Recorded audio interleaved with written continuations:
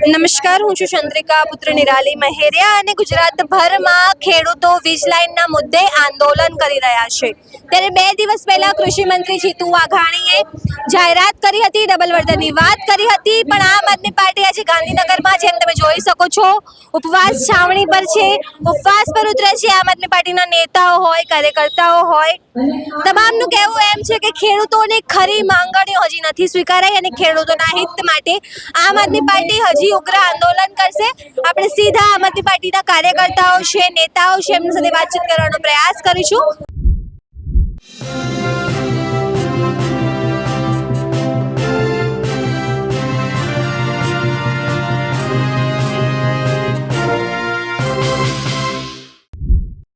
તમે ક્યાંથી આવ્યા છો?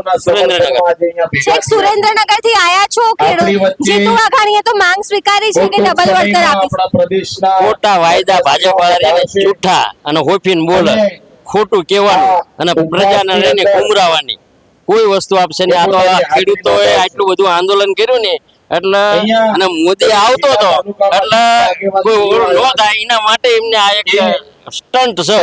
જયારે આપો ત્યારે સાચું અને જે મોબાઈલ ટાવર હોય તો એનું ભાડું કાયમી આપતો હોય છે. તો તમે એમની જમીનમાં કરતા હોય છો તો પછી એમને મહિને ભાડું આપો ને. વાયર આવતા હોય તો એની નીચે જમીન ઓલી થતી હોય છે, બરોબર. સુરેન્દ્રનગર થી આવ્યા છો. રાજુ કરપડાને જોયા? રાજુ કરપડા હા અમે હારે બેઠેલા એમ નહીં, હવે આવે છે નો જ આવે ને તો ભાજપના ઓલા થઈ જાય પછી ક્યાંથી આવે?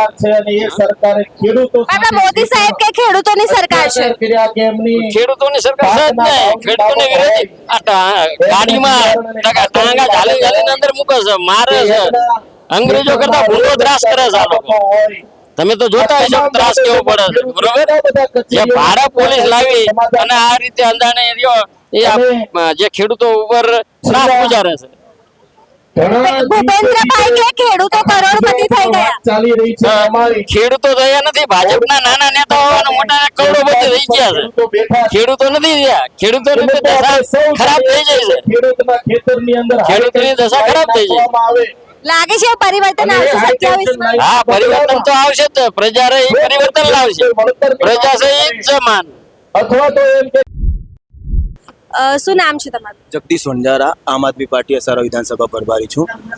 આજે અમે ખેડૂતોની માંગોને સમર્થન આપવા અસારવા ટીમ દ્વારા આખી ટીમ અમે સાથે આવ્યા છીએ અને સામૂહિક જે ઉપવાસ ઉપર આમ આદમી પાર્ટી ખેડૂતોને માંગોને લઈને બેઠી છે અને ખેડૂતોને જે ગુજરાતમાં થતું અત્યાચાર, ખેડૂતોને સાથે થતું અત્યાચારને લઈને આજે આમ આદમી પાર્ટી સત્યાગ્રહ ઉપર આજે સાપ્તાહિક ઉપવાસ ઉપર બેઠી છે. તો અમે આમ આદમી પાર્ટી અને ટીમ અસારવાની ટીમ સમર્થનમાં આવ્યા છીએ. પણ જીતુ વાઘાણીએ જેમ 2 દિવસ પહેલા જાહેરાત કરી છે ડબલ વળતરની, તમને લાગે છે ખેડૂતો માનશે?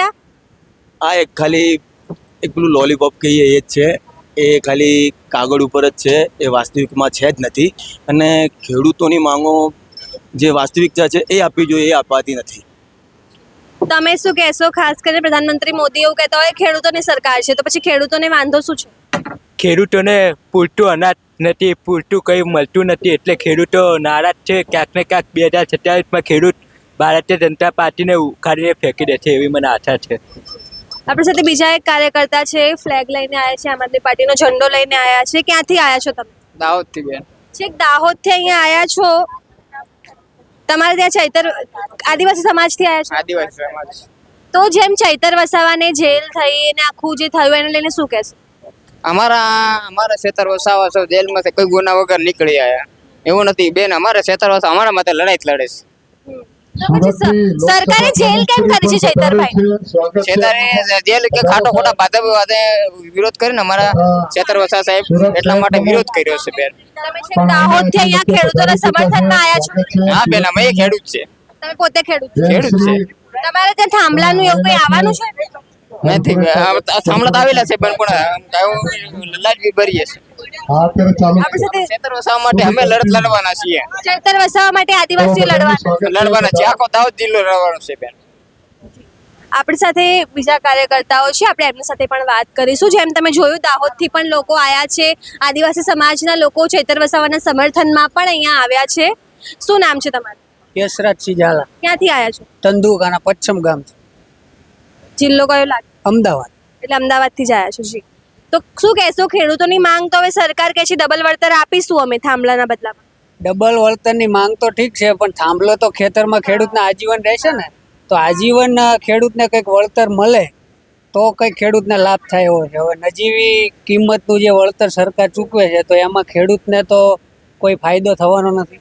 એટલે આ આમ આદમી પાર્ટી અને જે આજે ઉપવાસ આંદોલનના સમર્થનમાં અમે જે લોકો આવ્યા છીએ, તો અમારી પણ એવી માંગ છે કે ખેડૂતોને આજીવન વળતર ચૂકવે એવું સરકાર કંઈક આયોજન કરે તો ખેડૂતોને ફાયદો થાય. જેતપરમાં જે રીતે ખેડૂતોને મહિલાઓને માર મરાયો હતો એને લઈને શું કહેશો? માર મારવો તો બંધારણીય વિરોધ બાબત છે. કોઈ પણ લોકોને આ દેશમાં આંદોલન કરવું અને વિરોધ પ્રદર્શન કરવાનો પૂરેપૂરો અધિકાર છે, બરોબર. એટલે સરકારને સંવેદનશીલતા થોડીક રાખવી જોઈએ આ બાબતે. આપણી સાથે બીજા કાર્યકર્તાઓ છે, આપણે એમની સાથે પણ વાત કરીશું. તમે પણ અમદાવાદથી જ આવ્યા છો? હા, હું પણ ધંધુકાથી બિલોંગ કરું છું. મોદીજી એમ કહેતા હોય, ભાજપ એમ કહેતી હોય ખેડૂતોની સરકાર છે. લોકસભા પ્રમુખ બિલકુલ ખોટું છે, કારણ કે આજે તમે જોઈ શકો છો કે ગુજરાતમાં આગળ વધારશે. ભૂતકાળમાં કેટલા ખેડૂતને પ્રશ્નોને લગતા આંદોલન થયા. એક પણ પ્રશ્ન આજ સુધી પ્રોપર વેમાં ઉકેલાણો નથી. જેમ કે હળદળમાં બી થયું, અત્યારે જેતપરમાં બી ચાલે છે, બીજા અનેક સ્થળોએ જે અત્યારે વીજ પોલના રિલેટેડ જે પણ ઇસ્યુ ચાલે છે. તો ખેડૂતો 54 લાખ ખેડૂતો ગુજરાતમાંથી બિલોંગ કરે છે. તો મેજોરિટી છે જે અત્યારે ગુજરાતમાં અન્ન પકવીને આપે છે અને મતદાતા બી છે. તો એમને આ પ્રકારનું આંદોલન કરવું પડતું હોય તો તમે સમજી શકો છો કે ભાજપ સરકાર કહે છે, મોદીજી કહે છે કે ખેડૂતના ફેવરમાં ડિસિઝન લેવાય છે કે હિતમાં છે, બિલકુલ ખોટી વસ્તુ. આપણા ભૂપેન્દ્ર પટેલ એમ કહેતા હોય ગુજરાતમાં સુશાસન છે, ખેડૂતો કરોડપતિ થઈ ગયા.